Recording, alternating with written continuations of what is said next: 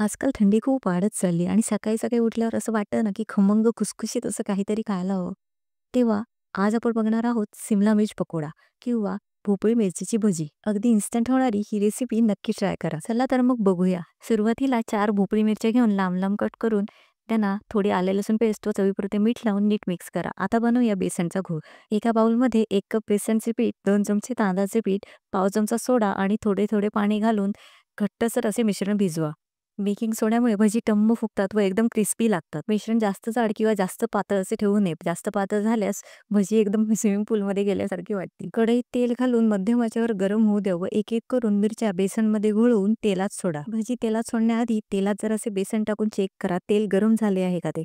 Otherwise हात कढईवर पकडा. गरम लागले तर समजा की ऑइल रेडी आहे. नेहमी लक्षात ठेवा, जर भजी टाकताना तेल जास्त गरम असेल तर भजी नीट भाजत नाहीत, आतून कच्ची राहतात आणि जर तेल थंड असेल तर भजी तेल शोषून घेतात आणि खूप तेलकट लागतात. दोन्ही बाजूने खरपूस भाजून घ्या व गोल्डन ब्राऊन कलर दिसला की पकोडे बाहेर काढा.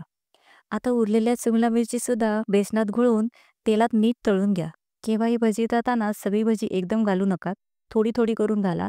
नाहीतर तेलात सर्व भजी एकमेकांना चिकटतील व खराब होतील. आता तुम्ही बघूच शकता की भजी किती क्रिस्पी गोल्डन अशा कलरची दिसत आहेत. आता भजी तेलातून बाहेर काढा व एका टिश्यू पेपरवर ठेवा. टिश्यू पेपरवर ठेवल्याने टिश्यू पेपर सगळे तेल ॲब्झॉर्ब करेल व भजी एकदम क्रिस्पी राहतील. तर अशी ही खमंग खुसखुशीत क्रिस्पी भोपळ्या मिरचीची भजी किंवा शिमला मिर्च पकोडा तयार आहे.